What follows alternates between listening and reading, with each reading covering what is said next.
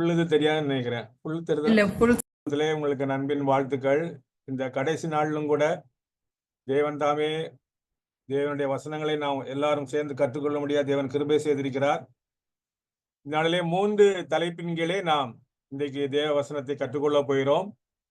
முதலாவதாக குணசாலியான மனைவி, இரண்டாவதாக குணசீலனான கணவன், மூன்றாவதாக செல்வமும் ஏழ்மையும். முதலாவதாக குணசாலியான மனைவி, a wife of noble character. 31ஆம் அதிகாரத்தை மையமாக கொண்டுள்ள பாடம் இது.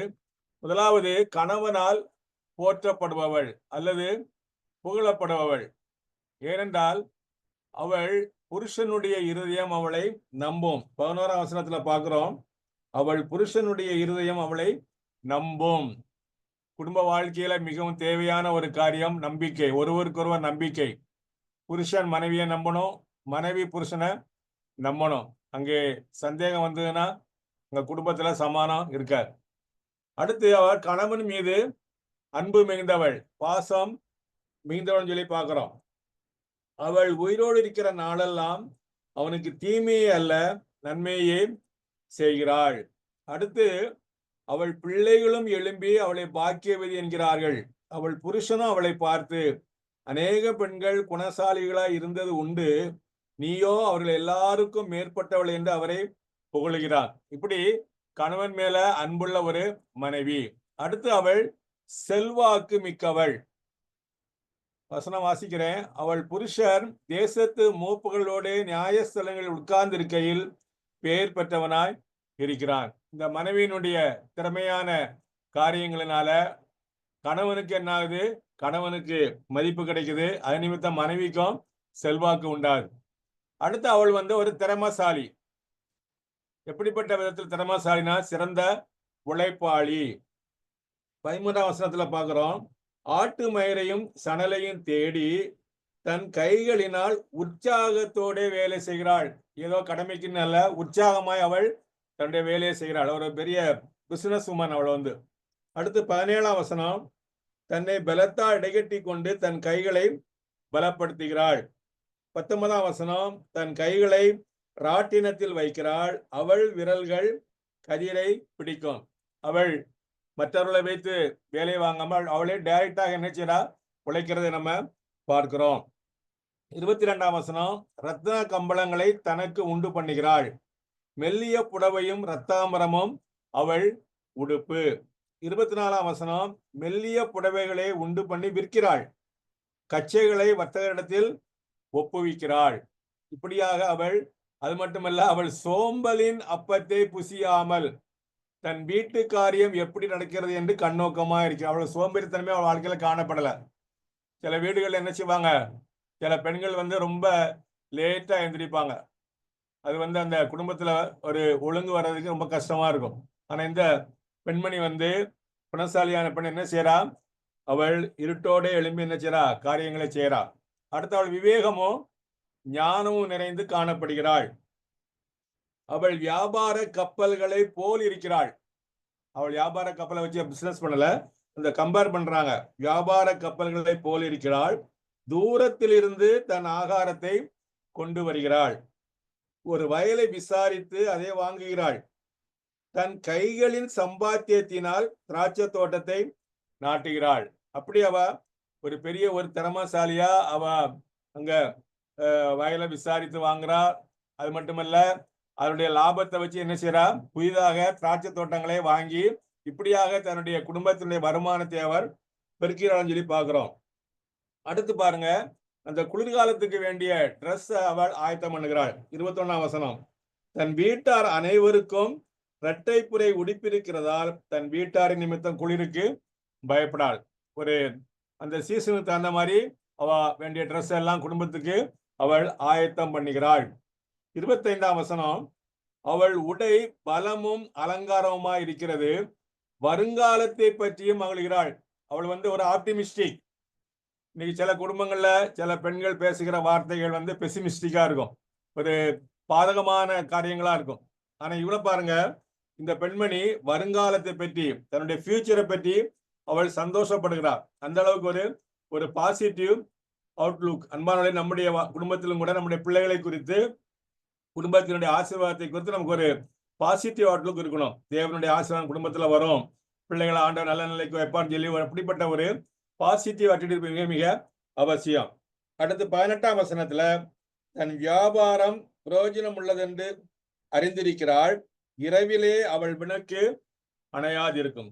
அப்படிப்பட்ட ஒரு ஆற்றல் மிக்க பெண்ணாக, திறமைசாலியாக விளங்குறத நம்ம பார்க்கிறோம். அடுத்து 3ஆவதாக, இந்த பெண்மணி தன்னுடைய பிள்ளைகளால் நேசிக்கப்படுபவள். பிள்ளைகள் அவளை அதிகமா அன்பு கூறுறாங்க. 28ஆம் வசனத்துல பார்க்கிறோம், அவள் பிள்ளைகள் எழும்பி அவளை பாக்கியவதி என்கிறார்கள். அம்மா, நீங்க கொடுத்து வச்சவங்க, நீங்க ஆசீர்வதிக்கப்பட்டவங்க சொல்லி பிள்ளைங்க என்ன செய்றாங்க, தங்களுடைய தாயை புகழுவதை பார்க்கிறோம். அதற்கு என்ன காரணம்? அவளுடைய வாழ்க்கையில ஒரு சாக்ரிஃபிஷியல் லைஃப். இருட்டோடு எழுந்து தன் வீட்டாருக்கு ஆகாரம் கொடுத்து தன் வேலைக்காரிகளுக்கு படி அழைக்கிறாள். அடுத்து, அவள் சோம்பலின் அப்பத்தை புசியாமல் தன் வீட்டு காரியம் எப்படி நடக்கிறது என்று கண்ணோக்கமாய், அப்படிப்பட்ட ஒரு சுறுசுறுப்பான தாயாக, தன்னுடைய பிள்ளைகளை குறித்து, கணவனை குறித்து கரிசனை உள்ள ஒரு சுயநலம் இல்லாத பெண்ணாக இருப்பதை நாம் பார்க்கலாம். அடுத்து, அவர் ஒரு டிசிப்ளின் லைஃபை கடைபிடிக்கிறத பார்க்கலாம். இருட்டோட அதிகாலை எந்திரிச்சிருந்தா, சூரியன் உதிக்கு முன்னாலே எந்திரிச்சு என்ன செய்றா, தன்னுடைய வீட்டு காரியங்களை அவ செய்கிறத நம்ம பார்க்கலாம். அடுத்து 18ஆம் வசனத்துல, இரவிலே அவள் விளக்கு அணையாதிருக்கும். இப்படியாக அவள் ஒரு சுறுசுறுப்புள்ளவளா இருக்கிறாள், டைம் கீப் அப் பண்றா, ஒரு பிளான் பண்ணி தன்னுடைய ஒவ்வொரு நாளின் காரியங்களை செய்கிறத நம்ம பார்க்கிறோம். அடுத்து, அவள் பேச்சுல ரொம்ப ஞானமாய் பேசக்கூடியவள். 26ஆம் வசனம், தன் வாயை ஞானம் விளங்க திறக்கிறாள், தயை உள்ள போதகம் அவள் நாவின் மேல் இருக்கிறது. இப்படிப்பட்ட ஒரு ஞானம் நிறைந்த பெண்மணியாக இருப்பதை நம்ம பார்க்கலாம். இன்னைக்கு சில குடும்பங்கள்ல பெண்கள் ஏதாவது அவங்க ஆரம்பிச்சாங்கன்னா 3வது ஆளை பற்றி பேசுவாங்க, அது இன்னொரு குடும்பத்தை பற்றி குறைகளை பேசுவாங்க. ஆனா இவ அப்படி இல்லாம ஞானமா பேசுறா. அடுத்து, மற்றவங்களுக்கு பிரயோஜனமான வார்த்தைகள், மற்றவங்களுக்கு பக்தி விருத்திக்கு ஏதுவான காரியங்கள், அதை குறித்து பேசுகிற ஒரு பெண்மணியாக இருப்பதை நாம் பார்க்கலாம். அடுத்து, தாராள குணம்.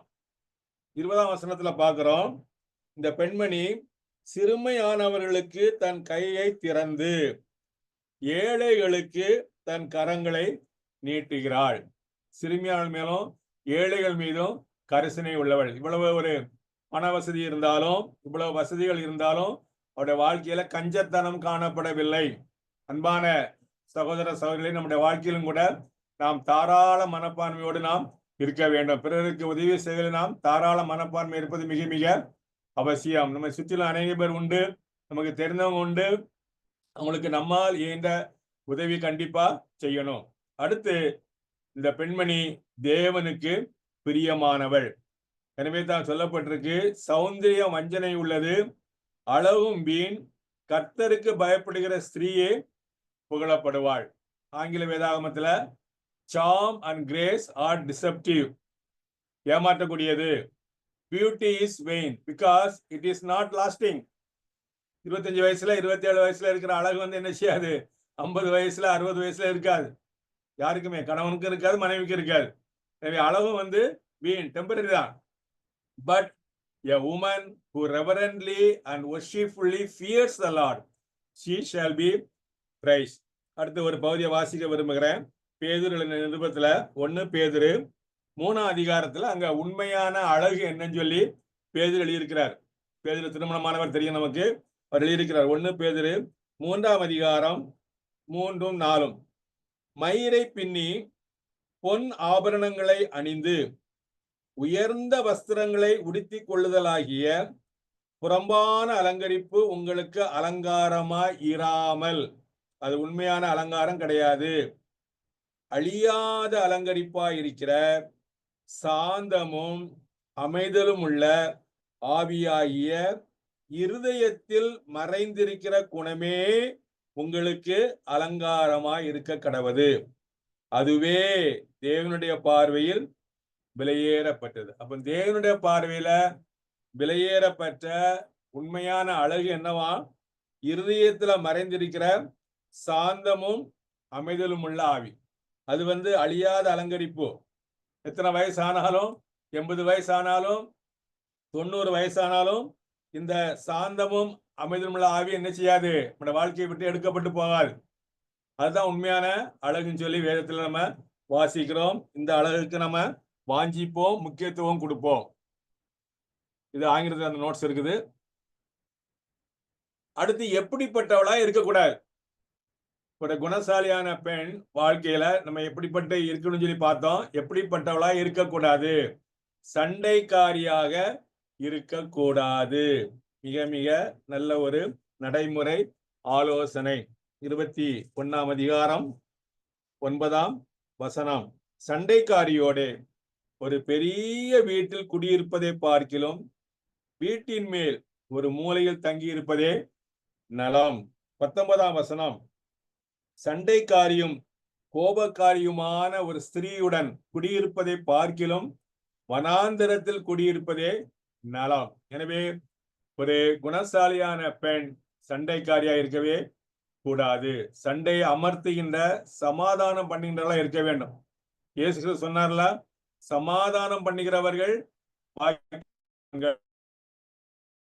தீரரை எண்ணப்படுவார்கள். அன்பா, நம்முடைய குடும்பத்துல நம்ம எல்லாரும் கணவன் மனைவியும் சரி, நம்ம சமாதானத்துக்கு காரணராய் இருக்க வேண்டும். அடுத்து கணவனுக்கு பண்ணக்கூடாது. இன்னைக்கு சமுதாயத்துல இப்படிப்பட்ட பாவங்கள் பெருகிட்டு வருது. அதற்கு ஜாக்கிரதையா இருக்கணும். கணவனும் ஜாக்கிரதையான, மனைவியும் ஜாக்கிரதையா இருக்க வேண்டும். இப்ப பார்த்தது குணசாலியான மனைவியை பற்றி பார்த்தோம். அடுத்து குணசீலனான கணவன். இன்றைக்கு நீதிமொழிகள் 21ஆம் அதிகாரத்தை வச்சு அநேக பிரசங்கத்தை நம்ம கேட்டிருக்கலாம். ஆனா ஒரு கணவன் எப்படி இருக்கணும்னு சொல்லி நம்ம பிரசங்கம் கேட்டது ரொம்ப ரேரா இருக்கும்னு நினைக்கிறேன். நீதிமொழிகளை வச்சு இருக்குது. ஆனா பாத்தீங்கன்னா நீதிமொழிகள் 31 அதிகாரங்கள்ல 31வது அதிகாரத்துலதான் பெரும்பான்மையான காலம் பெண்ணை பற்றி சொல்லப்பட்டிருக்கு, மனைவியை பற்றி. ஆனா மீதமுள்ள 30 அதிகாரங்கள்ல, இன்க்ளூடிங் 31வது அதிகாரத்திலையும் கணவனை பற்றி அதிகமா சொல்லப்பட்டிருக்கு, ஆண்களை பற்றி அதிகமா சொல்லப்பட்டிருக்கிறது. அதை நம்ம மிஸ் பண்ணவே கூடாது. நான் சுருக்கமாக அதை சம்மரைஸ் பண்ணி போட்டிருக்கிறேன். அடுத்து 31ஆம் அதிகாரத்தில் உள்ளது இந்த பாயிண்ட். 31ஆம் அதிகாரத்தில் உள்ளது. மனைவியை மிகவும் மதிக்கிறான், மனைவியை ஆனர் பண்றான். சில வீடுகள்ல மனைவி ஏதாவது ஆலோசனை சொன்னா புருஷன் என்ன சொல்லுவாங்க? உனக்கு என்னடி தெரியும் அப்படின்னு சொல்லி அந்த மனைவியை என்ன செய்வாங்க? அசட்டை பண்ணுவாங்க. அது பெரிய ஒரு தப்பு. மனைவி நம்முடைய வாழ்க்கைக்கு தேவன் கொடுத்த ஒரு வாழ்க்கை துணை, வாழ்க்கைக்கு வேண்டிய தோழி. அப்படித்தான் வேதத்துல வாசிக்கிறோம். அந்த மனைவியை நம்ம அசட்டை பண்ணவே கூடாது. மனைவியை மிகவும் மதிக்கின்ற ஒரு கணவனாக இருக்கிறதாக நம்ம 31ஆம் அதிகாரத்திலேயே நம்ம பார்க்கிறோம். ஏனென்றால் அவள் கர்த்தர் அருளிய ஈவு என்பதை அவன் ஏற்றுக்கொள்கிறான். குறிப்பா அவள் ஒரு புத்திசாலி மனைவியா இருக்கும் பொழுது அவள் தேவன் தனக்கு கொடுத்த ஈவு என்பதை அவன் ஏற்றுக்கொண்டு அவளுக்கு மதிப்பு கொடுக்கிறான். அன்பானவர்களே, நம்முடைய வாழ்க்கையில தேவன் கொடுத்த மனைவி காட்ஸ் கிஃப்ட். மறக்கவே கூடாது. பிள்ளைகள் மட்டும் காட்ஸ் கிஃப்ட் கிடையாது, மனைவியும் காட்ஸ் கிஃப்ட் என்பதை நம்ம மனசுல வச்சு மனைவியை மதிக்கணும். மனைவிக்கு கொடுக்க வேண்டிய மரியாதையை கொடுக்கணும். முக்கியத்துவத்தை கொடுப்பது மிக மிக அவசியம். வசனம் சொல்லுது, 18ஆம் அதிகாரம் 22ஆம் வசனத்துல, மனைவியை கண்டடைகிறவன் நன்மையானதை கண்டடைகிறான். 19ஆம் வசனம் 19ஆம் அதிகாரத்துல, புத்தியுள்ள மனைவியோ கர்த்தர் அருளும் ஈவு. ஒருவேளை நல்ல அழகுள்ள மனைவியோ அல்லது நல்ல படித்த மனைவியோ பணக்கார மனைவியோ அமையலாம். ஆனால் புத்தியுள்ள ஞானமுள்ள மனைவி அமைவது கர்த்தருடைய பெரிய ஈவு. அதை நம்ம உங்களுடைய வீடுகள்ல இன்னும் திருமணமாகாத பிள்ளைகள் இருந்தால் என்றால் அப்படிப்பட்ட மனைவியை கொடுக்கும்படி தேவனிடத்துல மன்றாடுங்கள். அடுத்து தன் மனைவிக்குரிய பங்கை அவன் கொடுக்கிறான். 31ஆம் அதிகாரம் 31ஆம் வசனம் அங்கே பார்க்கிறோம். அங்கே அவள் கைகளின் பலனை அவளுக்கு கொடுங்கள். இந்த அதிகாரத்தை நீங்க பார்த்தீங்கன்னா அந்த மனைவியினுடைய திறமைகளை யூஸ் பண்ணதுக்கு, வளர்த்து கொள்வதற்கு புருஷன் வாய்ப்பளிக்கிறான். இன்னைக்கு சில குடும்பங்கள்ல மனைவி எடுத்த சில திறமைகள் இருக்கும், கணவனிடத்துல இல்லாத திறமைகள். அதை கண்டு சில கணவன்மாருக்கு பொறாமை. அதை மட்டம் தட்டுவாங்க. தன்னுடைய மனைவிக்கு இருக்கிற, சொந்த மனைவிக்கு இருக்கிற திறமைகளை, தாளந்துகளை அவங்க மட்டம் தட்டி என்ன செய்வாங்க, அடக்கி வைப்பாங்க. அது பெரிய தப்பு. அப்படி இருக்கவே கூடாது. ஆனா இந்த கணவன் என்ன செய்யறான், தேவன் தன்னுடைய மனைவி கொடுத்த அந்த திறமை, தைக்கிற திறமை, வியாபாரம் பண்ணுகிற திறமை, இதெல்லாம் யூஸ் பண்ணதுக்கும் டெவலப் பண்ணதுக்கும் அங்கே அனுமதி கொடுத்து அதை என்கரேஜ் பண்றான்னு சொல்லி பார்க்கிறோம். அடுத்து அந்த மனைவியினுடைய உழைப்பினுடைய பலனை அனுபவிக்க அனுமதிக்கிறான். இன்றைக்கு சில குடும்பங்கள்ல கணவன் என்ன செய்வாரு, மனைவி வேலை செய்தா அந்த சம்பளத்தை பூரா வாங்கிடுவார். வாங்கி இவர் இஷ்டப்பட்டு செலவழிப்பார். சில வீடுகள்ல அப்படிப்பட்ட காரியங்களுக்கு இருக்கக்கூடாது. கணவனும் மனைவியும் சேர்ந்து என்ன செய்யணும், அந்த குடும்பத்தின் பண காரியங்களை நிர்வகிப்பது ரொம்ப நல்லது. அது ரொம்ப பாதுகாப்பானது. அதே மாதிரி மனைவிக்கு தெரியாம கணவன் சேர்த்து வைக்க கூடாது. சில வீடுகள்ல கணவனுக்கு தெரியாம என்ன செய்வாங்க, சில மனைவிமார்கள் பணத்தை அங்க ரகசியமா சேர்த்து வைப்பாங்க.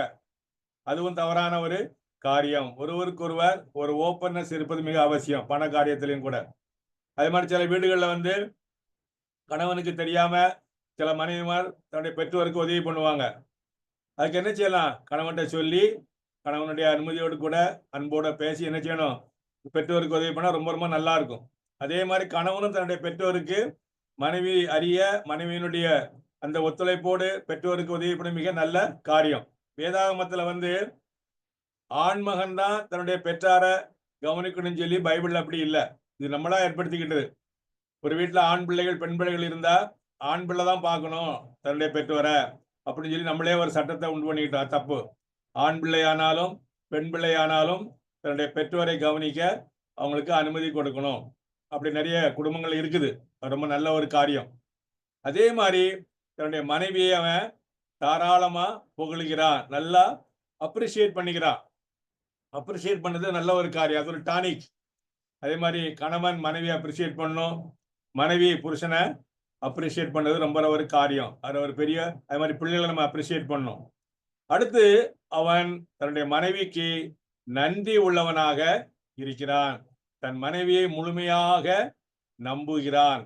அவளது புத்தி கூர்மையை, உண்மையை, திறமைகளை எல்லாம் முழுசா நம்பிதான் என்ன செய்யறான், அந்த வயல் வாங்குற விஷயம், திராட்சை தோட்டத்தை வாங்குற விஷயம் எல்லாத்தையும் அவள் பொறுப்புல அவன் ஒப்படைக்கிறான். அடுத்து மனைவி மீது அவனுக்கு பொறாமையோ சந்தேகமோ கொஞ்சம் கூட கிடையாது. அதே மாதிரி அவன் தன் மனைவியின் நேசத்துல முழு திருப்தி. வேறொரு பெண்கள் மீது அவனுக்கு நாட்டம் கிடையாது. தேவன் தனக்கு கொடுத்த மனைவியோடு அவன் திருப்தியான ஒரு வாழ்க்கை வாழ்கிறதை நாம் பார்க்கலாம். அடுத்து இது நீதிமொழிகள்ல மற்ற அதிகாரங்களிலிருந்து கலெக்ட் பண்ண காரியங்கள். குணசீலனான கணவன் எப்படிப்பட்ட காரியமா இருக்கக்கூடாது, குடிகாரனாய் இருக்கக்கூடாது, பெருந்தீனிக்காரனா இருக்கக்கூடாது. சில கணவன்மார் நினைச்சுவாங்க, மனைவிக்கு தெரியாம அல்லது பிள்ளைகளுக்கு தெரியாம வெளியே போய் ஃப்ரெண்ட்ஸ் கூட போய் நல்லா வெளியே ஹோட்டலில் போய் நல்லா சாப்பிட்டு வருவாங்க, இஷ்டப்படி சாப்பிட்டு வருவாங்க. ஆனா என்ன செய்வாங்க மாட்டாங்க, வீட்டில் உள்ள மனைவிக்கும் பிள்ளைகளுக்கும் ஒன்றும் வாங்கிட்டு வர மாட்டாங்க. அப்படி ஃப்ரெண்ட்ஸோட போய் தனியா சாப்பிட்டா என்ன செய்யணும், மனைவிக்கும் பிள்ளைகளுக்கும் கண்டிப்பா வாங்கிட்டு வரணும். அதான் நல்ல ஒரு கணவனுக்கு தகப்பனுக்கு அடையாளம். அடுத்து சோம்பேறியாய் இருக்கக்கூடாது. நம்ம ஏற்கனவே பார்த்தோம், தெசலோனிக்கே சபையாருக்கு பவுல் எழுதுறாரு, ஒருவன் வேலை செய்ய மனதில்லாதிருந்தால் அவன் சாப்பிடவும் கூடாது. அடுத்து கோபக்காரனாய் இருக்கக்கூடாது. கடன் வாங்கும் பழக்கம் இருக்கக்கூடாது. என வேதவசனம் சொல்லுது, கடன் வாங்கினவன் கடன் கொடுத்தவனுக்கு அடிமை. ஒருவேளை அவசரத்துக்கு ஏதாவது எமர்ஜென்சி கடன் வாங்கின தப்பு கிடையாது. ஆனா சிலருக்கு அதே ஹேபிட்டா இருக்கும். மாசம் என்ன செய்வாங்க, வெவ்வேறு ஆள்கிட்ட போய் கடன் வாங்குவாங்க. அது ரொம்பவும் கெட்ட பழக்கம். அது குடும்பத்தை ரொம்ப பாதிக்கும். அடுத்து பொய் பேசக்கூடாது. விசேஷமாக கணவன் தன்னுடைய மனைவியின் இடத்துல, பிள்ளைகள் இடத்துல பொய் பேசக்கூடாது, உண்மையை பேசணும். அப்படி பொய் பேசினா உங்க மேல நம்பிக்கை என்ன செய்யறோம், கெட்டு போயிடும். பொய் பேசுறவங்களுக்கு பெரிய தண்டனை என்ன தெரியுமா, பொய் பேசுற பழக்கம் உள்ளவங்க உண்மையை பேசினாலும் யாரும் நம்ப மாட்டாங்க. இவன் வழக்கமா பொய் தான் பேசுறான்னு சொல்லி உண்மை பேசினாலும் நம்ப மாட்டாங்க. அதனால உண்மையை பேசுவது மிக மிக நல்லது. அடுத்து, குணசீலனான கணவன் கர்த்தருக்கு பயந்து பாவத்துக்கு தீமைக்கு விலகுகிறவனாய் இருக்க வேண்டும். பரிசுத்த வாழ்க்கைக்கு தன்னை அர்ப்பணித்திருக்க வேண்டும். அடுத்து, நியாயமான முறையில பணம் சம்பாதிக்கணும். லஞ்சம் வாங்கியோ, பிறரை ஏமாற்றியோ, அல்லது சட்டத்துக்கு புறம்பான முறையிலையோ பணம் சம்பாதிக்கவே கூடாது. சில நாட்களுக்கு முன்பாக ஒரு சின்ன வீடியோ கிளிப்பிங் பார்த்தேன். அதுல கவர்மெண்ட் ஆபீஸ்ல ஒர்க் பண்ற கிளர்க் வந்து வீட்டுல வந்து அந்த ஃபைல்ல கையெழுத்து போடாரு. ஒவ்வொரு ஃபைலா செக் பண்றாரு. அந்த ஒவ்வொரு ஃபைலுக்குள்ளேயும் பணம் உள்ள இருக்குது. அந்த பணத்தை எடுத்துக்கிட்டு அவர் கையெழுத்து போட்டு அந்த ஃபைலை ஓகே பண்றாரு. இத பக்கத்துல உள்ள அவருடைய சின்ன பிள்ளை பார்த்துக்கிட்டே இருக்குது. அந்த பிள்ளை என்ன செய்ய தெரியுமா? அதுக்கு ரிப்போர்ட் கார்டுல மார்க் குறைவு. அப்பா கையெழுத்து வாங்கணும் ப்ராசஸ் ரிப்போர்ட்ல. உடனே அந்த பிள்ளை என்ன செய்யுது? அந்த ப்ராசஸ் ரிப்போர்ட்டுக்குள்ள ரூபா வச்சு சொந்த அப்பாட்ட கொடுக்குது. அப்பாட்ட கையெழுத்து வாங்குது. எவ்வளவு பெரிய ஒரு நல்ல பாடம் பாருங்க. நம்மள பிள்ளைங்கள் ஒருவர் ஆபீஸ்ல ஒர்க் பண்ணாராம். அவருடைய மகன் வந்து ஸ்கூல்ல வந்து கூட படிக்கிற பையன்கிட்ட இருந்து பென்சில் திருட்டு வந்தானா. இந்த அப்பாவுக்கு பயங்கர கோபமா. இவர் சொன்னாரா, ஏண்டா ஏண்டா நீ உன் ஃப்ரெண்ட்கிட்ட இருந்து கிளாஸ்மேட் இருந்து பென்சில் திருட்டு வந்த, அப்பாதான் ஆபீஸ்ல இருந்து எடுத்துட்டு வரணும் அப்படின்னு சொன்னாராம். பாருங்க எப்படி கதை இருக்குன்னு பாருங்க. எனவே நம்ம வந்து நியாயமான முறையில பணத்தை சம்பாதிக்கணும், பிள்ளைகளுக்கு மாதிரியாக இருக்கணும், நன்கு உழைக்க வேண்டும், நன்கு உழைக்க வேண்டும். அடுத்து, நம்முடைய நண்பர்கள் நல்லவர்களாய் இருக்க வேண்டும். இன்னைக்கு அநேக கணவன்மார்கள் என்ன செய்யறாங்க? அவங்க நல்லவங்க தான், ஆனா அவங்க கூட சேர்ந்த நண்பர்கள் வந்து என்ன செய்யறாங்க?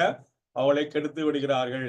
நண்பர்களை திருப்திப்படுத்துவதற்காக பாவத்திற்கு இடம் கொடுக்கிறார்கள். நீதிமொழிகளை வாசிக்கிறோம். குடியனுக்கும் போஜன பிரியனுக்கும் நீ தோழன் ஆகாதே சொல்லி எச்சரிக்கை கொடுக்கிறார். அடுத்து, ஏழைகளுக்கு உதவ வேண்டும். ஏழைகளுக்கு இறங்குகிறவன் கர்த்தருக்கு கடன் கொடுக்கிறான். அடுத்து, பிராணிகள் மீது இரக்கம். வீட்டுல பெட்ஸ் எது இருந்தனா ரொம்ப நல்லது. இரக்கம் உள்ளவனா இருக்கணும்.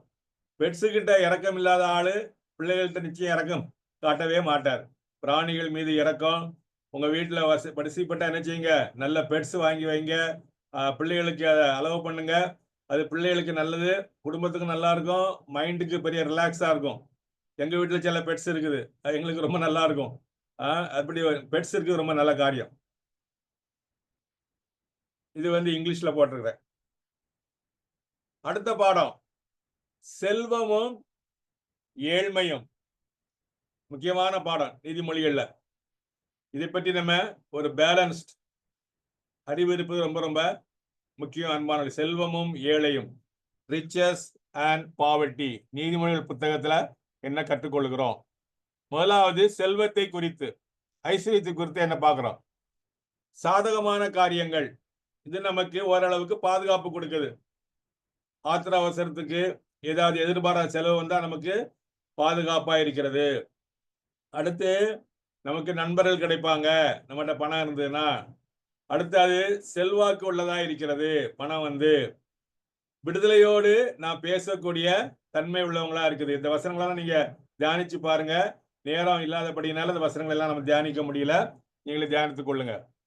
ஆனால் இவ்வளவுதான் நன்மை பண்ணாலும் செல்வம் அனைத்தையும் நமக்கு தர இயலாது. மரணத்திலிருந்து நம்மை தப்புவிக்காது.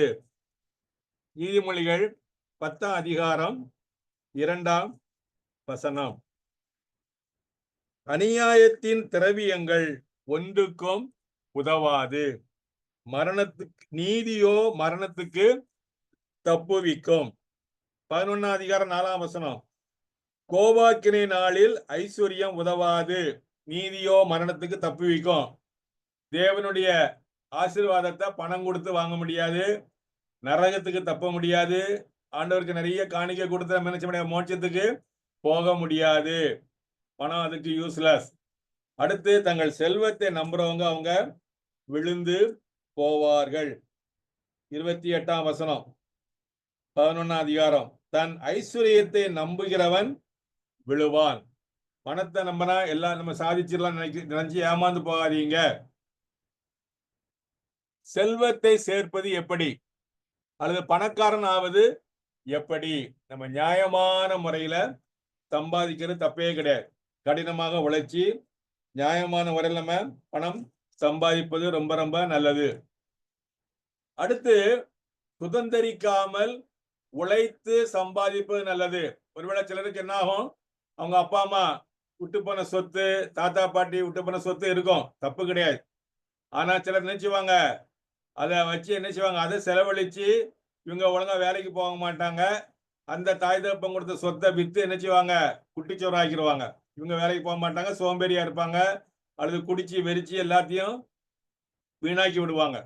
எனவே உன்னை கைப்பட உழைத்து சம்பாதிப்பது மிக மிக நல்ல ஒரு காரியம். நம் காலிலே நிற்பது மிக மிக நல்ல காரியம். இங்கே வாசிக்கிறோம் நீதிமொழிகள் 20:21.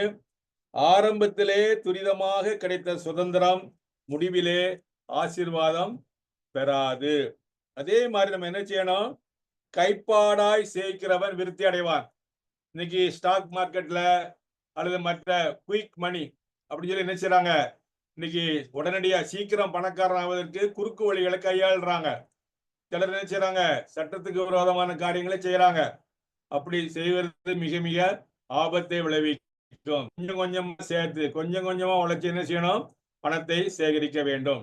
அடுத்து, அநியாயத்தின் திரவியம் ஒன்றுக்கும் லஞ்சத்தினால பிறரை ஏமாத்தி அல்லது பொய் சொல்லி சம்பாதிக்கிற பணம் ஒன்றுக்கும் உதவாது. அது நிரந்தரமா இருக்கவே இருக்காது. நீதிமொழிகள் 21:5-6. ஜாக்கிரதை உள்ளவனுடைய நினைவுகள் செல்வத்துக்கும் பதறுகளுடைய நினைவுகள் தரித்திரக்கும் ஏதுவாகும். பொய் நாவினால் பொருளை சம்பாதிப்பது சாவை தேடுகிறவர்கள் விடுகிற சுவாசம் போல் இருக்கும். பொய் நாவினால் பொருளை சம்பாதிப்பது சாவை தேடுகிற சுவாசம். அவ்வளவு பயங்கரமான ஒரு காரியம். பொய்யால சம்பாதிப்பது, ஏமாற்றி பிழைப்பது ஒன்றுக்கும் உதவாது, அது ஆபத்தை கொண்டு வரும். அடுத்து, செல்வத்தை குறித்து நமக்கு சரியான கண்ணோட்டம் இருக்க வேண்டும். செல்வந்தன் ஆவதற்கு அளவுக்கு மீறி உழைக்காதே. 23:4. ஐஸ்வர்யவானாக வேண்டும் என்று பிரயாசப்படாதே, சுய புத்தியை சாராதே. இல்லாமற் போகும் பொருள் மேல் உன் கண்களை பறக்க விடுவானேன். அது கழுகை போல சிறகுகளை தனக்கு உண்டு பண்ணி கொண்டு ஆகாய மார்க்கமாய் பறந்து போகும். இன்னைக்கு சிலர் என்ன செய்யறாங்க, ஒர்க்கஹாலிக், ஆல்கஹாலிக் மாதிரி, குடி வெறி இருக்கிற மாதிரி சிலருக்கு வேலை வெறி, வேலை வெறியர்கள். எப்ப பார்த்தாலும் ஆபீஸ் தான், வீட்டுக்கு வந்தாலும் ஆபீஸ் வேலை தான் பார்ப்பாங்க. அது குடும்ப உறவையும் கெடுக்கும், அவங்களுடைய சரீர சுகத்தையும் கெடுக்கும். அன்பானவர்களே, எல்லாம் பேலன்ஸ்டா இருக்கணும். நீங்க சமீபத்துல பார்த்திருப்பீங்க, ஒரு ஐடி கம்பெனி வச்சிருக்காரு, அதிகமான வேலை செய்யணும்னு சொல்லி அவரு எதிர்பார்க்கிறாரு. ஏன்னா அவரு கோடீஸ்வரன் மாறதுக்கு, அவருக்கு லாபம் அதிகமாவதற்கு. இப்படியாக கசைக்கு பிழிகிறார்கள். இப்படிப்பட்ட நிறைய சம்பளம் கொடுப்பாங்க, ஆனா உங்களுடைய நேரம், உங்களுடைய உடல் சுகம் எல்லாத்தையும் சக்கையா பிழிஞ்சுதான் அந்த பணத்தை கொடுப்பாங்க. லட்சக்கணக்கில் சம்பளம் கொடுப்பாங்க, ஆனா உங்க ஆரோக்கியம் கெட்டுவிடும், ஒழுங்கா தூங்க முடியாது, குடும்பத்தோட நேரம் செலவழிக்க முடியாது. எனவே ஒரு ஜாபை, ஒரு வேலையை நீங்க செலக்ட் பண்ணும்போது, உங்களுக்கோ உங்க பிள்ளைகளுக்கோ செலக்ட் பண்ணும்போது இந்த எல்லாம் நீங்க மனசுல வைக்கணும். குடும்பத்துக்கு அது பிரயோஜனமா இருக்குமா, குடும்பத்துக்கு கொடுக்க வேண்டிய நேரத்துக்கு அது பாதகமா இருக்குமா, ஒருவேளை குடும்பத்தோடு சேர்ந்து வாழறதுக்கு அது வசதியா இருக்குமா, அதெல்லாம் நீங்க பார்க்கறது நல்லது. வெறும் பணத்தை மட்டும் கணக்குல வச்சு தீர்மானம் எடுக்கிறது அது நல்ல ஒரு ஞானமான காரியம் அல்ல. அடுத்து, செல்வம் எளிதாக மறைந்து விடும். அன்பானவர்களே, நம்ம ஒருவேளை நம்ம ஞானத்தின்படி நிறைய பணம் சேர்த்து வைக்கலாம், டெபாசிட் பண்ணி வைக்கலாம், பிக்சட் டெபாசிட் போட்டு வைக்கலாம். ஒருவேளை நமக்கு ஒரு வியாதி வந்தா எல்லாம் போச்சு, மெடிக்கல் ட்ரீட்மெண்ட்ல. எனவே அந்த பணத்து மேல் நம்பிக்கை வைக்கவே கூடாது. பின்னால பாக்குறோம், செல்வம் ஆசீர்வாதமானதுதான், ஆனால் அது சாபமாக வார வாய்ப்பு உண்டு. எனவே ஞானமாக செல்வத்தை கையாள வேண்டும். பணக்காரராய் இருப்பது பாவம் அல்ல, ஐஸ்வர்யவானாய் இருப்பது, நல்ல சொத்து சுகம் இருப்பது பாவம் அல்ல.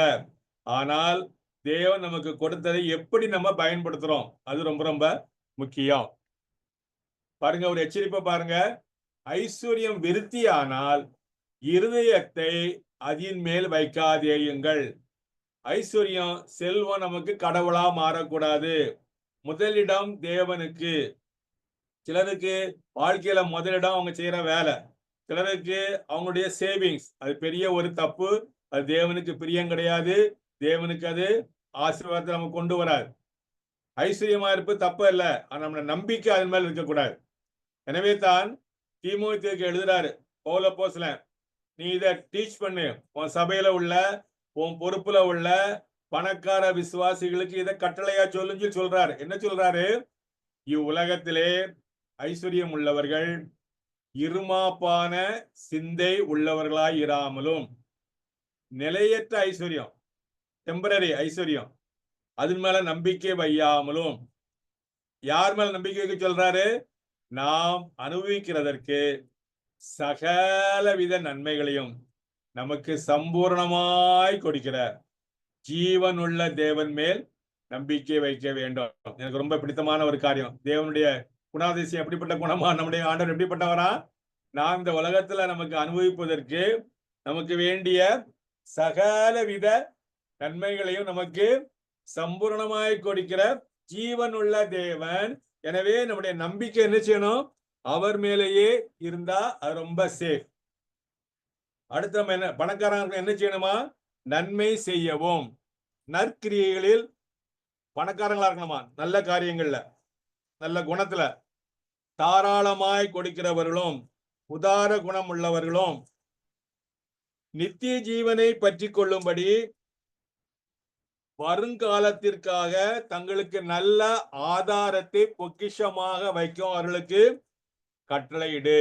எட்டர்னல் லைஃபுக்கு பங்கு. அதான் இயேசு சொன்னார்ல, அநீதியான உலக பொருளால் நீங்கள் மாளும் பொழுது, நீங்க இறக்கும் பொழுது நித்தியமான வீட்டுல பரலோகத்துல உங்களை ரிசீவ் பண்ணதுக்கு நீங்க என்ன செய்யுங்க?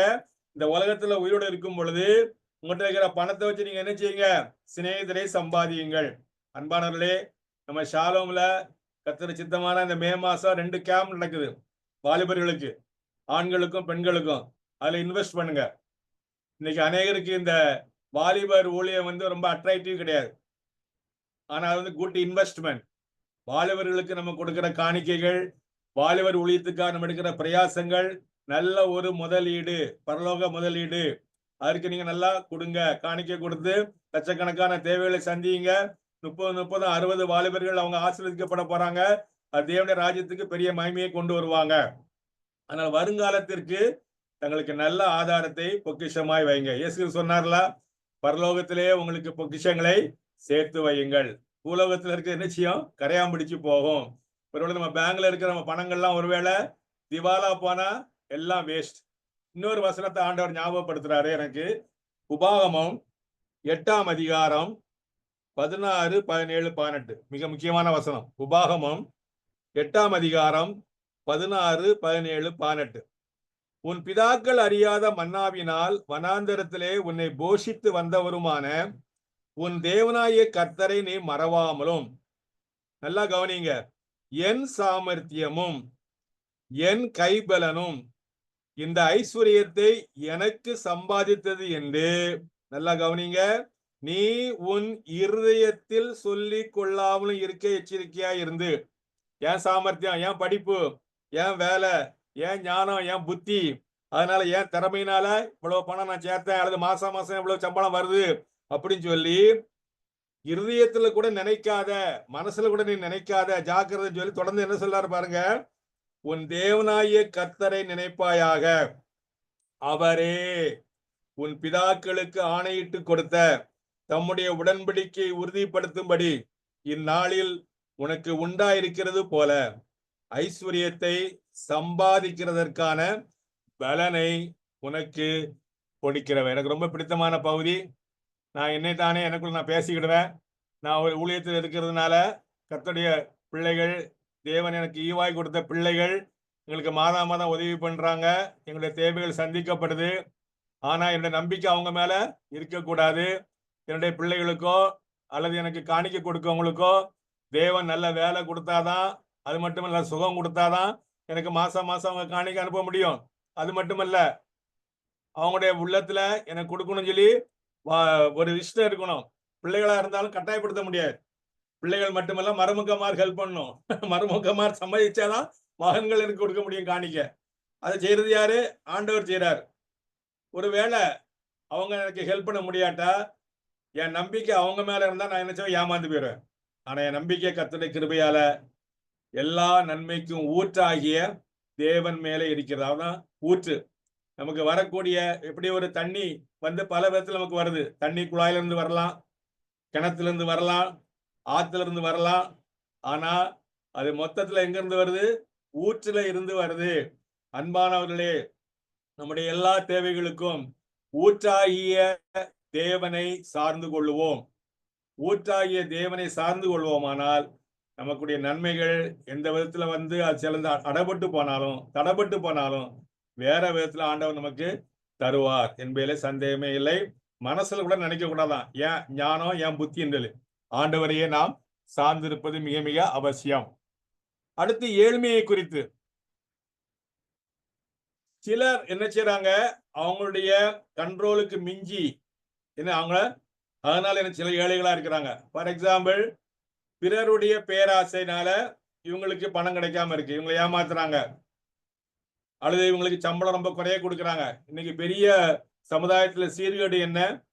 வேலையில்லா திண்டாட்டத்தை சாதகமாக்கி கொண்டு கொஞ்ச சம்பளத்துக்கு அதிக வேலை வாங்குறது, நியாயமான சம்பளம் கொடுக்கறது கிடையாது. இதனால சிலர் என்ன செய்யறாங்க? ஏழைகளா இருக்கிறாங்க. அடுத்து கந்து வட்டி, பயங்கர வட்டி, உங்களுக்கு தெரியும். அது மாதிரி ஏமாத்துறது, இதனால சிலர் ஏழைகள் ஆக்கப்படுறாங்க. சிலர் வந்து என்ன செய்யறாங்க? அவங்களுடைய பாவத்தினால அவங்க ஏழைகளா இருக்கிறாங்க.